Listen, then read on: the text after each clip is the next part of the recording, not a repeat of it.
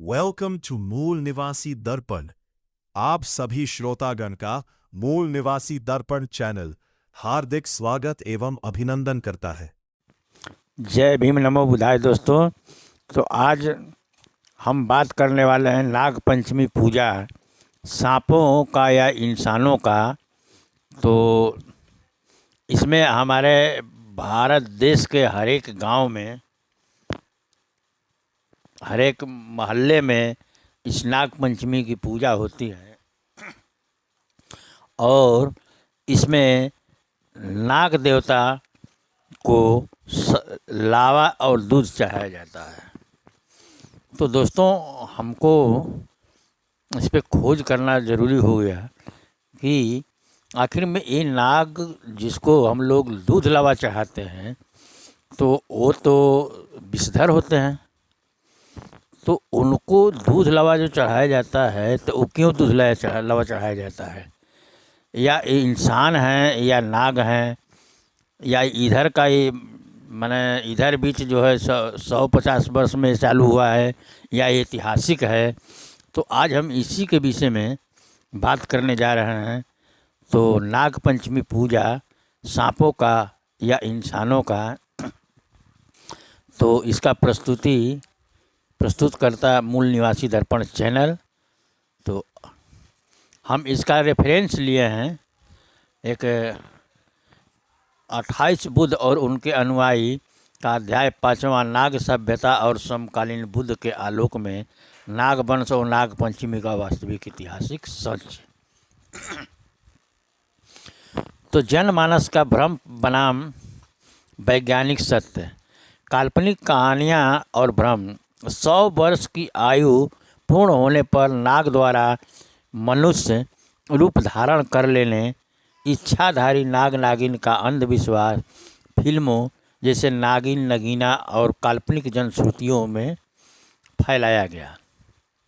तो एक काल्पनिक माने फिल्म में भी दिखा दिया गया कि ये 100 वर्ष के बाद आयु जब हो जाता है सांपों का, तो इंसान रूप धारण कर लेते हैं। तो इसी का हम लोग व्याख्या करेंगे। जीव वैज्ञानिक सत्य। प्रकृति के अनुसार गर्भ में नर मादा बीज रज के आधार पर ही शरीर का निर्धारण होता है। कोई भी पशु, पक्षी या कीट जंतु कभी मनुष्य का शरीर धारण नहीं कर सकता। नाग कौन थे? जंतु नहीं, महान मानव समुदाय था। ऐतिहासिक ग्रंथ प्रमाण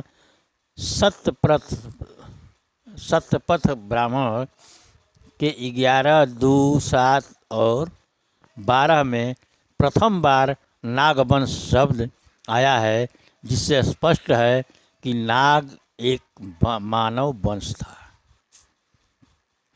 तो जो धार्मिक ग्रंथ है हिंदू का, उसमें भी आया है, जबकि ये अंग्रेजी शासन काल में लिखा गया है। फिर भी क्योंकि उस समय खुदाई चालू था और खुदाई में नागवंशियों का नाग का प्रतीक मिल रहा था, तो ये अपना लोग डाल दिए। क्योंकि उस समय नाग एक चित्र था, उसमें तो कुछ पढ़ना लिखना था नहीं, तो उसमें डाले हैं।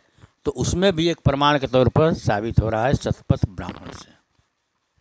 वांशिक संज्ञा। नाग शब्द किसी रेंगने वाले सर्प के लिए नहीं, बल्कि भारत के क्षेत्र विशेष में रहने वाले नागवंशी इंसानों की वांशिक पहचान थी। भ्रामक व्याख्या का अंत। ठप बुद्धि वाले लोगों ने नागवंशियों को देखकर यह समझ लिया कि नाग सांप इंसान बन गए हैं। माने नाग ही जो है 100 वर्ष बाद इंसान बन गए हैं। ऐतिहासिक युद्ध। नागवंशी राजा तक्षक बनाम परीक्षित। तक्षक कौन थे? तक्षक कोई विषैला सांप नहीं थे, बल्कि हस्तिनापुर क्षेत्र के अत्यंत शक्तिशाली अनाज नागवंशी राजा थे। 7 दिनों का महासंग्राम। आज राजा परीक्षित और नागवंशी राजा तक्षक के बीच 7 दिनों का भीषण युद्ध चला था। परीक्षित का अंत। युद्धों में पराजित होकर परीक्षित अपने महल की ओर भागे, जहां नागवंशी तक्षक ने उनका वध कर दिया। तो दोस्तों देखिए, ये तक्षक की कहानी जो हमारे नहीं बोला जा रहा है कि अंग्रेजी काल में सब लिखा गया है, तो तक्षक की कहानी, एक तक्षक को नाग थे, नागवंशी थे, तो इनको एक सांप की तरह महाभारत में दर्शाया गया है और इन्हीं का बनाया हुआ तक्षशिला विश्वविद्यालय था। तो आप सोचिए, जनमेजय का प्रतिशोध, परीक्षित के पुत्र जन्मेजय ने बदला लेने के लिए नागवंशी मानवों में से जीवन भर युद्ध लड़ा, जिसे बाद में काल्पनिक सर्प यज्ञ की कथा बना दिया गया। तो दोस्तों, इस तरह कैसे धूमिल किया गया है नागवंशी साम्राज्य के। प्राचीन भारत में नाग साम्राज्य का विशाल विस्तार, समुद्र समृद्ध नाग सभ्यता को प्रमुख क्षेत्र भागवती पुरी, रसातल, पतालपुरी, बराक सिद्ध, प्रतिष्ठानपुर, प्रयाग, विदिशा, पद्मावती, मथुरा, उज्जैन, एरण, तक्षशिला और कौशाम्बी, ये सब नाग सभ्यता के केंद्र थे। ईसा पूर्व काल में नागवंशी राजाओं की अपनी समृद्ध राजधानियां, विशाल दुर्ग और उन्नत अर्थव्यवस्था थी।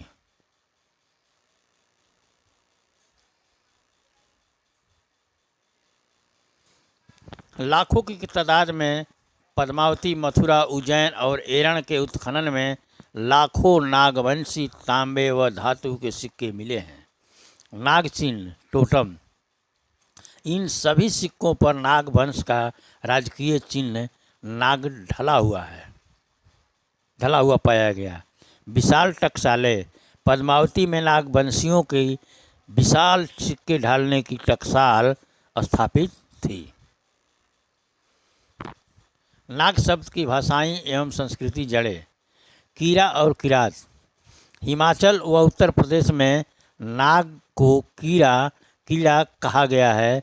कांगड़ा घाटी में बैजनाथ मंदिर का एक प्राचीनतम नाम कीर ग्राम नागों का गांव था। तिब्बत व कश्मीर में नागवंशियों को किरात कहा गया है। तो ऐसे कीर गांव बहुत से है, बड़का कीर, छोटका कीर। तो ये कीर जो है, कोई कीर दूसरा चीज़ नहीं है, कीर जो किरात को ही बोला गया है। तो ये नागवंशियों से संबंधित गांव है। दाहक व दास, ईरानी शब्द दाहक नाग राजा से दास या दासक बना। ऋग्वेद में वर्णित दास वास्तव में दक्षिण व उत्तर भारत के पराक्रमी नागवंशी द्रविड़ों के पूर्वज थे। तमिल व द्रविड़ संबंध, मूल संबंध तमिल का था, जो संस्कृत में दमिल, कालांतर में द्रविड़ बना। दक्षिण के द्रविड़ और उत्तर के नागवंशी एक ही मूल निवासी संस्कृति की शाखाएं थी।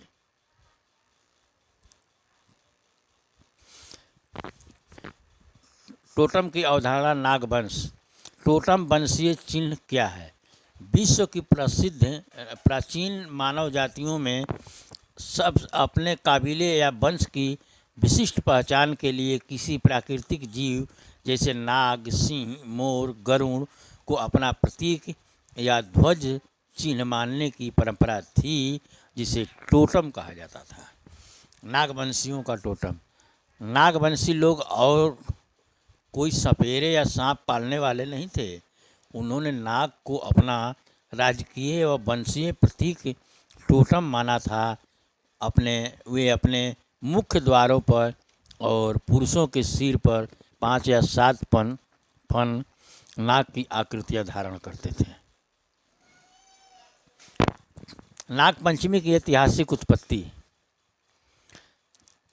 द्रविड़ राजा की ऐतिहासिक घटना। प्राचीन कथा के अनुसार उत्तर भारत की लड़ाई में पराजित द्रविड़ राजा जब धूप प्यास से अचेत सोए थे, तब एक विशाल नाग ने फन फैलाकर उन पर छाया की थी। जागने पर राजा ने नाग को अपना हितैषी माना। कोयले के चादर पर नाग का चित्र बनाया, उसे अपने ध्वज पर अंकित किया और श्रावण शुक्ल पक्ष पंचमी को स्वयं को नागवंशी घोषित किया। इसी स्मृति में प्रतिवर्ष राज्य के में उत्सव मनाया जाने लगा, जो कालांतर में नागपंचमी कहलाया। यह त्यौहार नागवंशी राजाओं और मानव पूर्वजों की विजय का उत्सव है।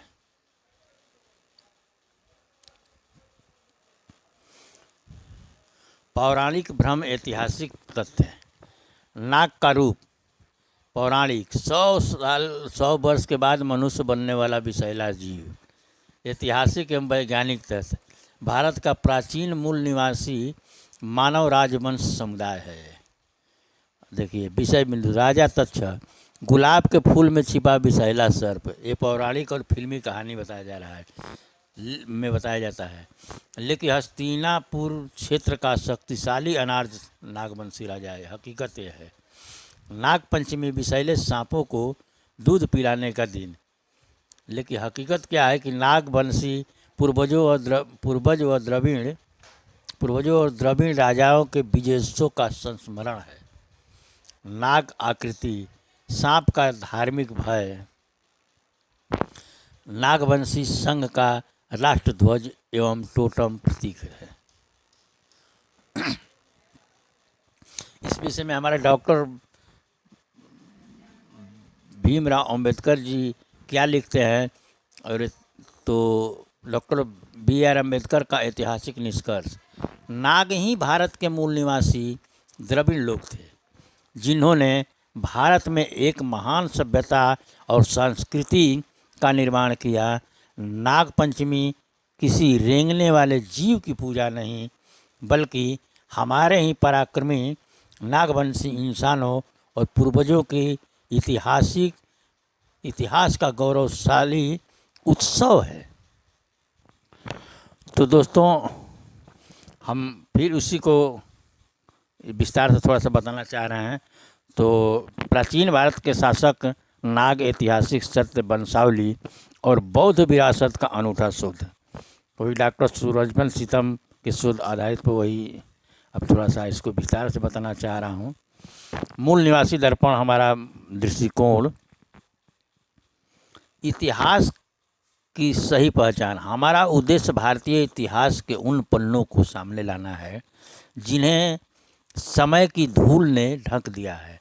नागवंश भारत की मूल निवासी संस्कृति का वह आधार है जिसे आज केवल मिथकों तक सीमित कर दिया गया है। तथ्यों पर आधारित ऐतिहासिक विश्लेषण, मिथकों के पीछे छिपे वैज्ञानिक सच की खोज, मूल निवासी समाज के गौरवशाली अतीत का पुनरुत्थान। तो नाग जीव या मानव सभ्यता। जन साधारण में नाग शब्द सुनते ही एक काले सर्प का विचार आता है, लेकिन इतिहास और ग्रंथों की गहराई हमें कुछ और बताती है। सत्य यह है कि नाग एक मानव जाति थी और वे नागवंशी इंसान थे। वे अपने बहादुरी कौशल और जल मार्गों पर नियंत्रण के लिए नाग कहलाए। नाग उनका कुल चिन्ह यानी प्रतीक था। इच्छाधारी नाग का मिथक का विश्लेषण। जो इच्छाधारी नाग का जो फिल्मों में दिखाया जाता है और कुछ धार्मिक कहानियों में भी कहा जाता है, तो इसी का हम लोग विश्लेषण करने जा रहे हैं कि फिल्मों और कहानियों ने यह धारणा पक्की कर दी कि नाग 100 साल बाद मानव रूप धारण कर लेते हैं। यह पूर्णतः काल्पनिक है। प्रकृति ने यह अधिकार किसी जीव को नहीं दिया कि वह अपना शरीर बदल सके। नागवंशी मनुष्यों को ही उनकी वेशभूषा और टोटम के कारण सांप समझ लिया गया। नागिन और नगीना जैसी फिल्मों ने ऐतिहासिक तथ्यों को अंधविश्वास में बदल दिया। इसे फिल्म बनाए लोग हमारे आज़ादी के बाद, तो ये नागवंशियों का बहुत बेजोड़ और गौरवशाली इतिहास था। तो इन्होंने धार्मिक ग्रंथ में जो लिखा तो लिखा ही, लेकिन फिल्म बनाकर इच्छाधारी नाग के नाम पर इसको अंधविश्वास में बदल दिया और आज भी लोग जानते हैं कि जो नाग होते हैं ये इच्छाधारी नाग होते हैं और 100 साल बाद इंसान बनते हैं। तो ये सब गलत धारणा है और ये मिथक प्रचार है। अब जन्म का वैज्ञानिक आधार। प्रकृति के नियमानुसार शरीर का निर्धारण गर्भ में नर मादी यानी मेल फीमेल के रज्ज बीज रज्ज के आधार पर ही होता है। और जैविक सत्य, कोई जीव इंसान नहीं बन सकता और नहीं इंसान जीव बन सकता। तो प्रकृति का नियम, गर्भ के बाहर आकार कोई भी शरीर नहीं बदल सकता। गर्भ के बाहर आकर कोई भी शरीर नहीं बदल सकता। जो आप गर्भ के अंदर है और बाहर आए उसके बाद आप कुछ नहीं कर सकते, बाहर हो गए तो। अंधविश्वास का अंत। नाग वंश को सर्प मानना बुद्धिजीवियों की तीसरी आंख के अंधे होने जैसा है। अब देखिए कितना तीखा टिप्पणी है कि नाग वंश को सर्प मानना बुद्धि की तीसरी आंख के अंधे होने जैसा है। ऐतिहासिक संदर्भ। अब देखिए जो धार्मिक ग्रंथ है हिंदू का, तथाकथित हिंदू का, वो शतपथ ब्राह्मण में भी ये नागों की चर्चा है। तो ग्रंथों में नागों के अस्तित्व के ठोस प्रमाण मिलते हैं। अब धार्मिक ग्रंथ है तो इसको ठोस प्रमाण के नाम पर जाना जाता है, और पूरा तात्विक प्रमाण तो ये है। तो शतपथ ब्राह्मण 11-2-7-12 में प्रथम बार नागवंश का उल्लेख आया है। यह नाग शब्द किसी जंतु के लिए नहीं बल्कि उस क्षेत्र के इंसानों की वंशावली के लिए प्रयुक्त हुआ है। बाद में उन्हें नागवंशी के बजाय सीधे नाग कहा जाने लगा। तो देख लीजिए धार्मिक ग्रंथ जो अंग्रेजी और मुगल काल में लिखा गया है, जबकि बहुत से कुछ खुदाई हो रहा था, ऐसे भी मिला था, तो उस समय भी अपना नाग को डाल दिए कि इसको हम लोग कैसे इसको नॉर्मलाइज करें इस वंश को। अब तक्षक नाग एक पराक्रमी राजा, यही तक्षक नाग है दोस्तों जो तक्षशिला बनवाया था। और तक्षशिला हमारे बिंबिसार से पहले राजा तक्षक थे उस समय, तो तक्षशिला बनवाए थे। और देखिए इनको महाभारत में डाला गया है, जबकि महाभारत का कोई गारंटी नहीं। यही तब जब गीता प्रेस बना है तब छपा है बुक। तो इसमें देखिए कैसे काल्पनिक और अंधविश्वास की तरह ढकेला गया है, ऐसा इतिहास कैसे धूमिल किया गया है। तो महाभारत काल के राजा परीक्षित को मारने वाला तक्षक कोई सर्प नहीं था। हमारे लेखक लिख रहे हैं कि महाभारत काल के जो परीक्षित था उसको मारने वाला कोई तक्षक नाम का सर्प नहीं था। वह हस्तिनापुर क्षेत्र का एक शक्तिशाली नागवंशी राजा थे। परीक्षित और तक्षक के बीच 7 दिनों तक युद्ध हुआ था। आर्य राजा परीक्षित, यहाँ आर्यन थियरी जो अंग्रेज और ब्राह्मण गढ़ा है, तो ये आर्य कोई दूसरा नहीं था और ये ब्राह्मण आर्य नहीं है, पक्का है 7वीं सदी में आए हैं। और ये तो चच नाम का ब्राह्मण पहला आया जो राजा शासी के यहाँ नौकरी कर रहा था। तो आर्य जो भी ये गढ़ा गया आर्य सत्य है जो बुद्धिस्ट में आता है और बुद्धिज़्म में पढ़ाया जाता है। तो ऐसे लोग उसमें आर्य राजा डाल लेते हैं। तो खैर इस पे ध्यान नहीं देना है, आर्य माने कुछ होता नहीं है। आर्य राजा परीक्षित युद्ध हार कर महलों की तरफ भागा और वही युद्ध में मारा गया। युद्ध हार कर परीक्षित भागा और मारा गया, लेकिन उसकी कहानी बहुत गजब कर दिया गया कि सांप बनकर लड़ रहे थे। तो दोस्तों ये सब अंधविश्वास और पाखंड इसमें परोसा गया है। तो कृपया ध्यान दीजिए और देखिए नागपंचमी त्यौहार के लिए हम कितना विस्तृत इतिहास बताया जा रहा है। समुद्री सभ्यता, नाग और व्यापार। तो नाग लोग केवल योद्धा ही नहीं बल्कि कुशल नाविक भी थे, मतलब नाव चलाने वाले भी थे, जो समुद्र में भी और नदी में भी कहीं भी।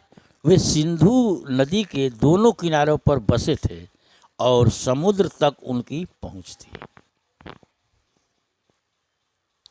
समुद्र मंथन की कथा असल में प्राचीन समुद्री व्यापार और खोजों का एक रूपक वर्णन है, जिसमें नागों ने मुख्य भूमिका निभाई थी। उसके बाद जो इधर धर्म ग्रंथ लिखने चला, समुद्र मंथन का एक कथा गढ़ा गया, वो सब कथा है, कोई उस तरह की बात नहीं है। लेकिन नागवंशियों का ऐतिहासिक सत्य है कि ये शुरू से ही सिंधु घाटी सभ्यता से ही ये नागवंशी का इतिहास मिलता है। कश्मीर नागों का प्राचीन गढ़। अब देखिए, कश्मीर में जो एक किला है, ये प्राचीन गढ़ है नागवंशियों का। तो कश्मीर घाटी का इतिहास नागों से गहराई से जुड़ा है। माने कश्मीर घाटी का इतिहास नागों से गहराई से जुड़ा है।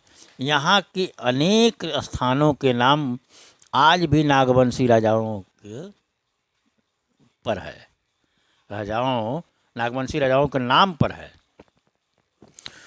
तो दोस्तों देखिए, वहाँ पर कश्मीर में एक अनंत नाग है, राजा अनंत के नाम पर।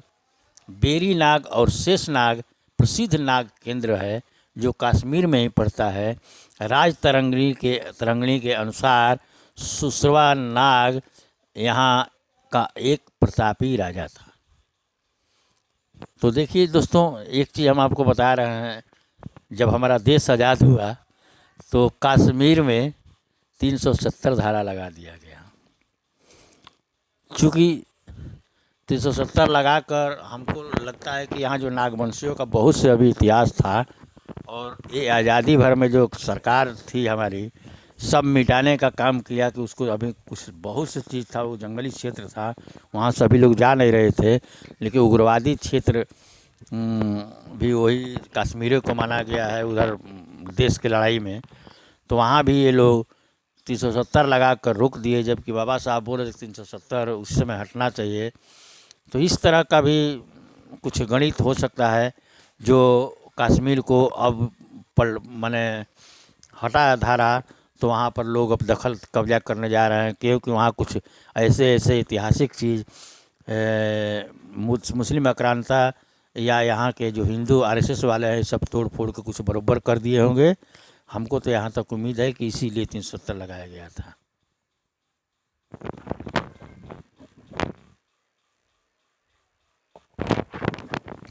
तो चलते हैं दोस्तों फिर आगे। हिमाचल प्रदेश चंबा के बासुकी नाग। हिमाचल के चंबा क्षेत्र में बासुकी नाग की पूजा की जाती है। यहाँ नाग संस्कृति के प्राचीन अवशेष मिलते हैं। बासुकी नाग को इस क्षेत्र का रक्षक और प्रमुख देवता माना जाता है। कुल्लू में भी 18 नागों की पूजा की परंपरा आज भी जीवित है, जो उनकी वंशावली की याद दिलाती है। पंजाब और हरियाणा गूगा पीर की मान्यता पूरे उत्तर भारत में है। वे एक नागवंशी वीर योद्धा थे। उनके जीवन की कथाएं राज बासुकी से जुड़ाव को दर्शाती है। उनके सम्मान में लगने वाले मेले मूल निवासी संस्कृति के नाग प्रेम का प्रतीक है। महाराष्ट्र नाग संस्कृति के गहरे सूत्र। ज्योतिबा नाग क्षेत्रपाल रक्षक के रूप में नागों की प्राचीन पूजा पद्धति। रेणुका यलम्मा मातंगी और वाल्मीकि के रूप में नाग प्रतीकों की पूजा। रक्षक देवता खलनाथ और महस्कोबा जैसे देवता नागों के सहचर्य का प्रतीक। दक्षिण भारत नागशिलाओं का रहस्य। दक्षिण भारत में नागशिला बहुत प्रचलित है। ये शिलाएं गांव के प्रवेश द्वार या मंदिरों के पास खड़ी होती है। इन पर नागों को फन फैलाए हुए दिखाया जाता है। यह नागों के गौरवशाली शासन और उनकी वंशीय मर्यादा की स्मृति है। नागपट्टिनम एक प्राचीन केंद्र। नागपट्टिनम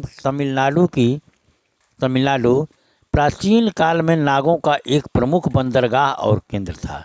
यहाँ का नाग मंदिर अत्यंत प्राचीन है। यह स्थान प्रमाणित करता है कि नाग लोग समुद्री मार्गों के स्वामी थे। उनका शासन सुदूर दक्षिण तक फैला हुआ था। छोटा नागपुर पुंडरीक नाग का वंश। झारखंड का छोटा नागपुर क्षेत्र नागवंशी राजाओं की कर्म भूमि रहा है। दंत कथाओं के अनुसार पुंडरीक नाग ने यहाँ राजवंश की स्थापना की। उनके पुत्र फणी मुकुट राय छोटा नागपुर के पहले नागवंशी राजा बने। यह वंशावली आज भी इस क्षेत्र की पहचान है। अब देखिए दोस्तों, नालंदा नागों का बौद्ध विहार, बौद्ध केंद्र। तो नालंदा भी जो बना था वो नाग के ही नाम पर था और नागवंशी ही बनवाए थे। चीनी यात्री ह्वेन सांग के अनुसार नालंदा विश्वविद्यालय का नाम एक नाग के नाम पर रखा गया था। यहाँ नागों के अनेक पवित्र स्थान और अवशेष मिले हैं। नागवंशी शासकों ने बौद्ध धर्म को न केवल संरक्षण किया बल्कि उसे ज्ञान का केंद्र भी बनाया। तो दोस्तों, ये सब जो वंश की बात है ना, तो सब नागवंशी ही थे। और देखिए, नागवंश के नाम पर तक्षशिला, विक्रमशिला, नालंदा, ये सब जो है नागवंशियों के नाम पर ही विश्वविद्यालय है। मुचलिंद बुद्ध धम्म की रक्षा। भगवान बुद्ध और नागों का संबंध बहुत ही आत्मीय रहा है। मुचलिंद नामक नाग एक शक्तिशाली राजा थे जिन्होंने बुद्ध की तपस्या के दौरान आंधी तूफान से उनकी रक्षा की थी। जब गौतम बुद्ध गया में तपस्या कर रहे थे तो उस समय मुचलिंद नाम के जो राजा थे वो यह नागवंशी राजा थे और उन्होंने उनको आंधी तूफान या छत्र छाया दिया ताकि वो अच्छा से तपस्या कर सकें। यह चित्रण दर्शाता है कि नागवंशी लोग बुद्ध के सिद्धांतों का सबसे बड़े समर्थक और रक्षक थे। तो नागवंशी सिंधु घाटी सभ्यता से हड़प्पा कालीन से ही आ रहे हैं लोग। तो वहाँ भी नाग का चित्र मिला है। तो नागवंशी ही बुद्ध का विचार है और बुद्ध का धम्म है। तो नागार्जुन मध्यम मार्ग के दार्शनिक, महान बौद्ध दार्शनिक नागार्जुन का नाम भी नाग वंश से जुड़ा है। कहा जाता है कि नाग लोक गए थे जहाँ नागों ने उन्हें प्रज्ञा पारमिता सूत्र भेंट किया था। किसको? नागार्जुन को। नागार्जुन ने शून्यवाद और मध्यम मार्ग का सिद्धांत दिया जिसने बौद्ध दर्शन को एक नई ऊंचाई पर पहुंचाया। नागवंशी सिक्के, आर्थिक समृद्धि। पुरातत्वविदों को पद्मावती, मथुरा, उज्जैन, एरण में बड़ी संख्या में नागवंशी सिक्का मिले। देखिए, नागवंशी का सिक्का भी मिला। फिर भी 20वीं सदी और 21वीं सदी में नाग का जो इच्छाधारी नाग का खूब फिल्म बनाकर इनके इतिहास को कैसे धूमिल किया गया जिसका पुरातात्विक प्रमाण मिलता है। यानी पद्मावती, मथुरा, उज्जैन, एरण में बड़ी संख्या में नागवंशियों के सिक्का मिला। इन सिक्कों पर नाग का चिन्ह अंकित है। पद्मावती में एक विशाल टकसाल भी मिला जहां सिक्के छपते थे। और दोस्तों, टकसाल भी जो है ये नागवंशियों के नाम पर ही है। नाग को ही टक बोला जाता है, टका बोला जाता है। जो सिक्का चलता था उसमें टका, आज भी कहीं हंसी मजाक में या कहीं बोला जाता है कि 1 टका 2 टका, तो उसी का नाम टकसाल रखा गया जहाँ टका छपता था। तो अवशेष मिले, टकसाल का भी अवशेष मिला है पद्मावती में, बहुत विशाल था। यह नागों की व्यापारिक कुशलता और शक्तिशाली राज्य का प्रमाण है। पणी, नागों के व्यापारिक पूर्वज। ऋग्वेद में पणी नामक एक समुदाय का उल्लेख है जो बहुत ही धनवान व्यापारी थे। पण सिक्कों के निर्माता होने के कारण ही वे पणी कहलाए, व्यापार का माध्यम। पण ही उनके व्यापार का मुख्य माध्यम थे। नागवंशी मूल, पणी लोग ही वास्तव में नागवंशी सिद्ध हुए। द्रविड़ और नाग एक ही वंशावली। द्रविड़ और नाग अलग अलग नहीं बल्कि एक ही परंपरा के लोग हैं। नाग उनका संस्कृतिकरण नाम है, संस्कृतिगत नाम है, जबकि द्रविड़ भाषाई पहचान। उत्तर के नागों ने कालांतर में अपनी मातृभाषा तमिल द्रविड़ छोड़कर संस्कृत को अपना लिया, लेकिन उनकी मूल पहचान नाग ही रही। मतलब जो द्रविड़ जो बोला जाता है, तो दक्षिण वाले जो है द्रविड़ भाषा अपना आज भी बोलते रहे। उत्तर के जो नागवंशी लोग हैं, यहाँ पर इनके भाषा को संस्कृतिकरण, मातृभाषा संस्कृत और हिंदी में रूपांतरण कर दिया गया और मानने लगे, इसलिए द्रविड़ भाषा नहीं जानते और संस्कृत हिंदी में, लेकिन वंश वही है, वंश की मूल पहचान नाग ही है। दहक दासक। प्रथम नाग राजा। डॉक्टर अंबेडकर ने नागों के एक प्रतापी राजा का नाम दहक बताया है। दहक प्रथम नागवंशी राजा थे जिन्होंने नाग पूजा आरंभ की। आर्यों ने उन्हें दास कहना शुरू कर दिया। ये धार्मिक ग्रंथ में लिखा हुआ है, इसलिए यहाँ पर बता दिया गया है। इसलिए आप लोग ज़्यादा मत लीजिए कि उस समय भी आर्य फार्य था, आर्य था ही नहीं सब। ये 20वीं 19वीं सदी में जब धार्मिक ग्रंथ लिखा गया है, तो ब्राह्मण अपने को पुराना साबित करने के लिए आर्य नाम की एक थ्योरी गढ़ा और वही पढ़ाया गया।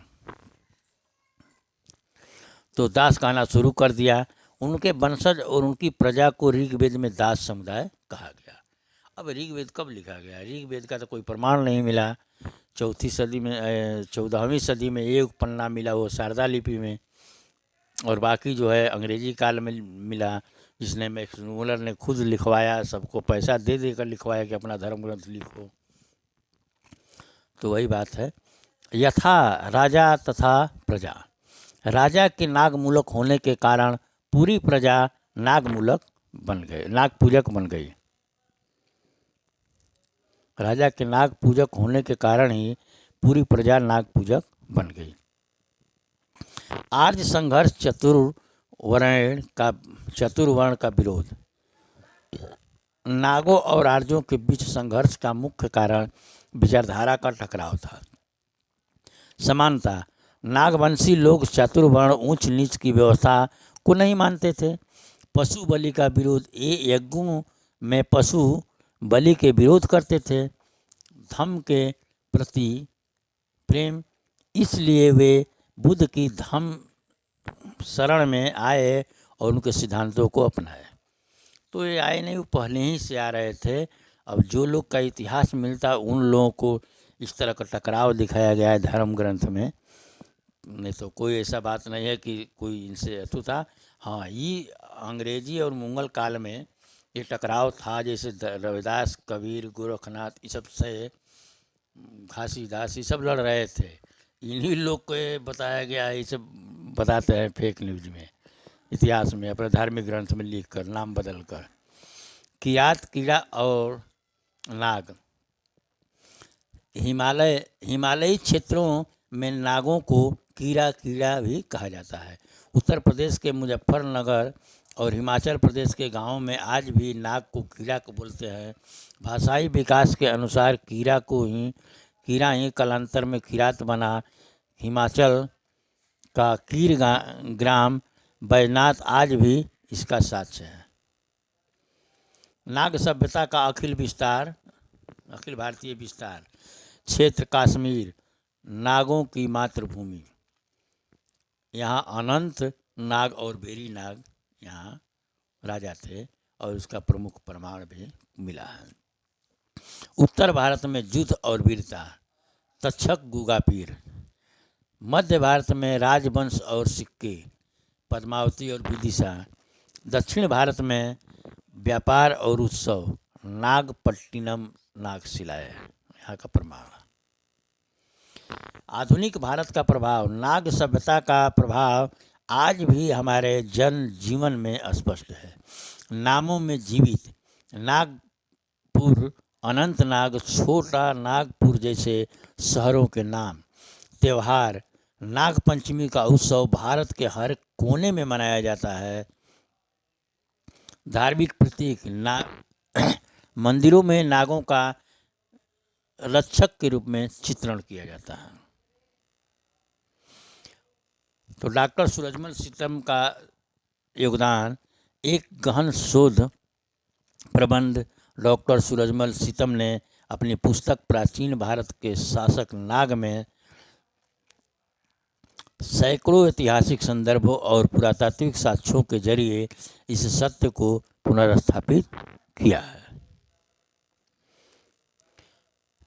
महत्वपूर्ण तथ्य भाग 1 नाग कोई सर्प नहीं बल्कि प्राचीन भारत के मूल निवासी योद्धा और शासक थे।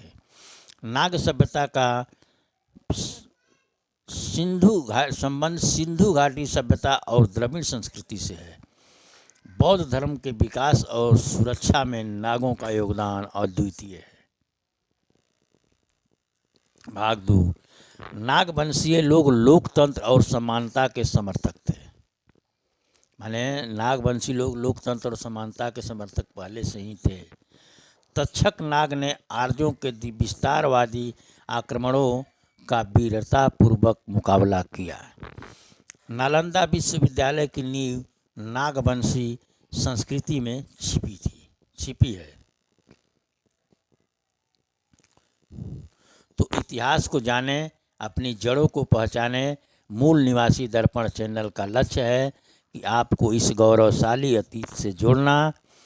तो दोस्तों, प्रश्न और उत्तर आपकी जिज्ञासा ही इतिहास की खोज का मार्ग है।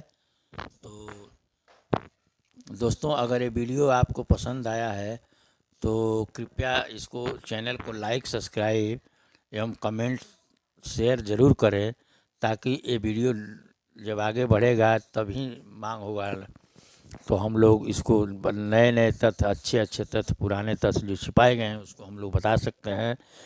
तो दोस्तों, इस वीडियो में इतना ही। फिर मिलेंगे अगले वीडियो में। तब तक आप अपने परिवार और अपना ख्याल रखें। और सबको जय भीम, नमो बुद्धाय, जय मूल निवासी, जय संविधान।